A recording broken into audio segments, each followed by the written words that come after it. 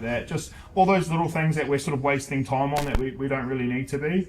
I think at the moment, me and Dylan are going to be doing like performance reviews ourselves and chatting to the boys one-on-one ourselves, so that's fine. But yeah, it's mainly just interviewing, onboarding, looking after sort of pay runs and hours and that sort of thing. Yeah, and stuff like when it comes to holidays and sick leave, and then coming into like the wet season, how many hours we'll be paying them over the winter period, just to keep track of that stuff, because I think when it comes into that time as well, trying to keep track of everyone, we won't be able to manage that. Some of the stuff you've mentioned as well is quite admin stuff rather than for HR. Yeah. So let's just look into first what Gemma's doing. And then she does like an onboarding process with them too. So say they'll send her, Gemma will send through forms for them to fill out. So we've got, their PAYG and, their information, their details and all that sort of stuff. And then book like times for them to start and all of that sort of stuff. So she does like quite a lot there. And then like, I think Jake already mentioned, she's like handling sort of she's doing like a lot of the payroll stuff too. So like the guys will log the hours on deputy and everything, and then Gemma will go through and then sort out their sort of pay run every Monday as well. So she's doing payroll. Yeah, she's doing payroll that too as well. Yeah. So yeah, just give them one-on-one mentorship and advice. So stuff that me and Dylan went through for the past 3 years, and things that I can give some good insights to other people who are just coming up or might even want to transition from a job and start their trades business, because there's heaps of things that there's heaps of advice that I could give to people. So yeah, definitely something I think I want to do later on, maybe when it gets a little less hectic, or when things start chilling out for me and Dills. That's something I'll definitely look into. it's rewarding as well, isn't it? Yeah, it's rewarding, and it's helping people. We had a guy that called up for an interview, and he was over in Sydney, and he's like, I want to jump into a business and help them expand and get into doing this like different kind of work. And I was just chatting to him, and I'm like, oh man, it sounds like you just should start your own business. And he's like, oh yeah, like I do want to. And I'm like, well, do it, man. And then sort of kept chatting to him about it and sort of giving him a nudge doing it. And he's like, oh, this is out of it. Like I've called up for an interview, and now you're helping me like start up my own business. And then I've been in touch with him like a few times now, and then I've just helped him doing his like first quotes and stuff. So he's actually quoting jobs. He's got like a crew now, and he's getting his own work, and he's doing his own business. And this was like, the first conversation was like a month ago. Yeah, and he's already doing it. He's already doing it just off that one convo. Yeah, it's pretty cool. See, helping people fucking get started just by one convo. It's pretty good, man. Just giving them the little nudge they need, giving them the words that they need to hear to just get out there and do it, They already know half the answers themselves. They know what to do because of pretty much doing it for someone else, but you just confirm their thoughts or their ideas or what they know to do. You just confirm it back to them basically. Like they're like, oh, I could do that. And you're like, yeah.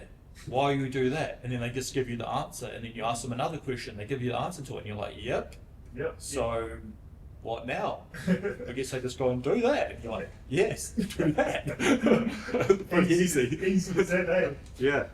Well, it's not easy. You've got to work your ass off, but you've got to fucking eat a lot of shit, but you'll get there. We learnt a lot of things from last year, especially at the end of the year. A lot of jobs got dragged out, and we didn't plan properly for them, so some of the jobs from last year are still carrying on into this year. We're going to actually go to a couple of these jobs today, or one of the jobs that are still going, but yeah, just some things that we learned, and some things you can't obviously aren't in your control. You have suppliers that do make mistakes and all that type of thing. So I think when that sort of stuff happens, you've got to be like really open and honest, especially with your clients. So you have to let them know exactly what's happening straight away. So you don't sit on it and go, oh, what can we do? You just ring the client straight away. Hey, this is what's happening. Really sorry. It's out of our control. So you just got to be open and honest with them, because if you don't, and then you start making up stories and you start saying, oh yeah, it's coming this day, and it doesn't, then it can really kick you in the ass. You've got to keep in touch with them, eh? It's all communication. Like, you've got to constantly be updating them. So when something's running over that's out of your control, don't just not let anyone know and just hope for the best. Like, you've got to say to them, as soon as the problem comes up, let them know, even though it could be like, you know, some bad news. It's a tough phone call to make. It's like something you don't want to do, but you've just got to do it, get it done, let them know, next update, let them know. So even like the client that the job's pushed out because of materials and stuff, I've been in contact with that client like every day, like as much as I can. So that sort of close contact with the client and constant communication between you two just lets them know that, hey, you know, we're not just leaving you in the lurch here, we're not just forgetting about your job and carrying on with everything, we're constantly updating them. So that's really important, because you've got to keep them at ease as well, because it can be stressful, like a big project happening to a client, and that, you know, you've got their place is pretty much a building site now, and now that you've just let them know that their house is going to remain like that for an extra month, it can be really stressful. So just doing whatever you can to make them feel comfortable that, you know, we are going to keep trying to get the job done, it definitely helps. Learned heaps of lessons from last year, and that's what we do at the start of the year, or at the end of the year. We go, okay, what happened here, how can we make this better, what systems do we need to put into place, and that's what we did at the start of the year. Me and Dylan sat down and went over all our goals and what we need to make better in the team and what we need to make better in the company with all our systems and stuff. So when it comes to setting goals, like we do like to reach far. I think that's a really good thing. I think reaching far is great. Like, you have to reach far. If you're setting small goals, then I don't think it's really worth it. I think you've always got to try and reach to the top. And saying that, when you are setting big goals like that, then you have to break it down, and then you have to go, okay, well, how can we actually reach this goal? So say if you've got a number in mind that you want to make monthly or yearly, you might say a really, really high number. That might be great, but you have to actually go, okay, well, what are the habits that we're going to put in place to actually reach this goal? So you've got to break it down with habits and like actual steps or habits that you can put in that are going to help you reach that goal. So definitely shoot for the stars when it comes to goals, but make sure you have, you know, set habits in place that are going to help you reach those goals. Is having discipline in place, because that's the only way that you're gonna actually achieve those goals, is making sure you're disciplined on those habits, or some people call them rituals, you know. And if you're disciplined on those habits every day, you're doing that same thing that you're meant to be doing every day constantly, then it just compounds, and then before you know it, you've done so much, you've achieved so much, because you're just disciplined. You have to have a non-negotiable for yourself on at least 3 different things in your life. So like, whether that's like fitness or your health or your business or whatever it may be, you have to have some sort of non-negotiable. So for me, a non-negotiable might be, I've got to go and train every day. Yeah, set a non-negotiable and then do it, stick to it, be disciplined. With Jake on that, with goal setting and stuff like that, one of the things that Jake's really good at is urgency. So Jake will have something to do to get to a goal, another task to do, whatever it is, but instead of going, oh fuck, I'm on this now, I'm going to just do that later. So you've got to have that sense of urgency. So if Jake has something to do, he'll just fucking do it, and then it's done, and then what's next? Okay, now I'm going to do that. It's not like willy-nilly fucking do this here, do that bit there and there. It's like, have urgency. You want something done, get it done, and then move on to the next thing. And then that way, each thing you do, or what Jake's really good at, is he'll just be ticking things off that list. So here's the goal, here's all the steps that I need to get to that goal. Bang, get that one done. Next one, do that. Next one, do that. And then each thing that you're ticking off the list, you're getting closer. So when I watch Jake work about stuff like that, where it's coming to achieve a goal or get something accomplished, that sense of urgency I look at and go, oh fuck, you know, like I could do with a bit more of that. So I'll set myself out like daily goals And it's like just what I'm doing now. Even though I was on a conference call, I've like got to do this morning, so I'm just going to do it, and then it's ticked off the list, and then I'll move on to the next thing.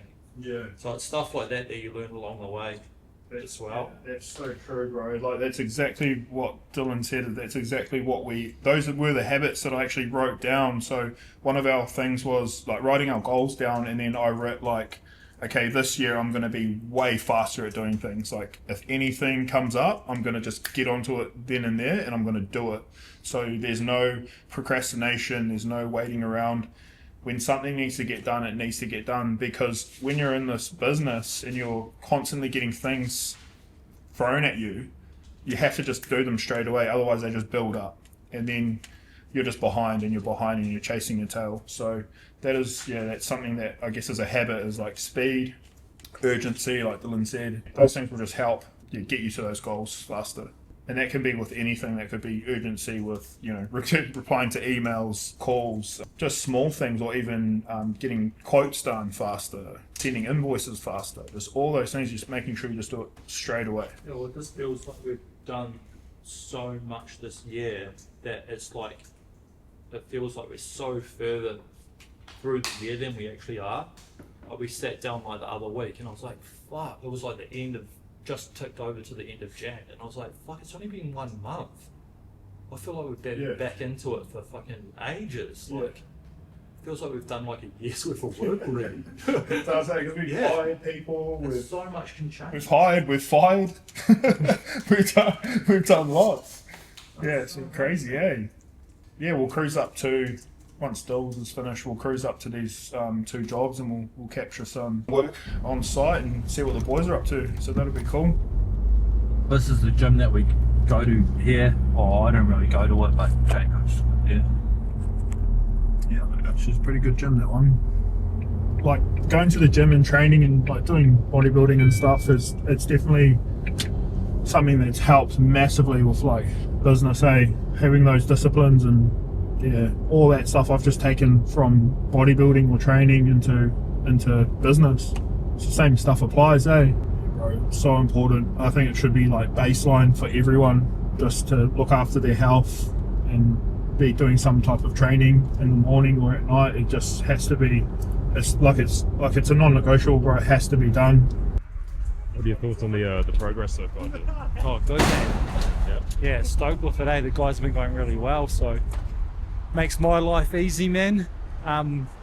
Liam, he's sort of taken ownership of this job, and seems to be stepping up to the plate like really well, so I'm happy with that, happy with all the guys on this one. Sometimes you get projects that don't run so smooth and stuff, so having one that's going to plan is always nice. So couldn't get much better result so far from this, so really happy. It's good. Just that planning and stuff that went into it, I guess, is starting to pay off now that the project's coming to an end. So it's good. How long left do you have with this project, you think? The guys will pretty much be done by the end of the week. So from now, the sheening and the finishing of it now is probably the easy part.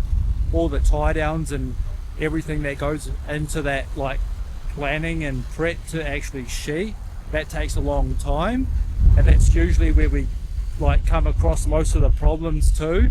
So once we've like opened up the space and removed all the tiles and that, exposes all the problems that we've got to fix, and then once those are done, the rest of it's easy. So the stuff that you see at the end, the pretty stuff and the final result, is actually the easiest part. Planning the job, getting it to the stage where we can actually put material on is the hardest part. It's good that these lads make it look easy, but it's a bit of a challenge, man. It's a fucking hard job, so hats off to the guys, for getting this one done.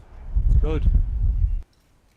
This back part here, which was all tile beforehand, and now it's being re-roofed to Palabon. They're nearly finished, so we're probably about 80% done. Now it's just housekeeping, keeping the site tidy and clean for the client when they get home. That's pretty much it. Boys are doing their thing. We'll leave them to it, and we'll cruise out to the next one after this and show you guys our nice re-roof project with some cladding. Yeah, so this is it. Scarbs. What's up, Troy? How's it, bro? He's already installed now and he's just working his way around. And once he's done that, he'll pop down the bottom, and we've prepped up the side here. This wall's all going to get cladded as well. And then inside there, courtyard at the back. So it's going to tie in really well with the new roof, and yeah, it's come up really well. We're super stoked with this. Same with that chimney. We've cut that chimney off there, and we've boxed around it. So we're going to make a nice standing seam sort of feature around that. And yeah, this project's going to be a really cool one once it's done. Oh, this is the clips that we use for the standing seam. So it's like a slider. Well, these are a fixed clip, but the panel can still like move in here because there's no visible fixings. Everything concealed. These go over the unders, and then the overs go over the top of it, and then it's seamed together. So the fixings are all underneath the sheet, so nothing's exposed. So it's pretty cool. That's why you get that good look. There's no screws or anything like that visible. So just a nice high-end product, eh? It's cool. Everything's got to be right. All substructure's got to be right. It's got to be straight, plumb. Everything's set out all between the windows. I've set all my panels out like between the windows, below, above. Yeah, so I don't actually cut anything. There's no like standard panel sizes. I don't actually cut around anything. So like, see all this. Everything's all. Yeah, it's all different sizes to go in different areas. Yeah, you can't just use standard panels and just cut around things, but you don't get the same effect. You often see that from like other business jobs. Yeah. How they like sort of just skip a step or two. Yeah, of course, yeah. Well, but yeah, like people just generally like trim out around the windows and put like C channels or pockets around the windows, and then just get a standard panel size and just go along and cut everything out. That way, we'll go onto the concrete fucking foundation, and then we'll put the fucking flow. Put the flow on top. Yeah, and I've got like a 45, and then the flow to come right up above that gutter line and that. Sweet. Yeah. It's going to look good, eh? It's gonna look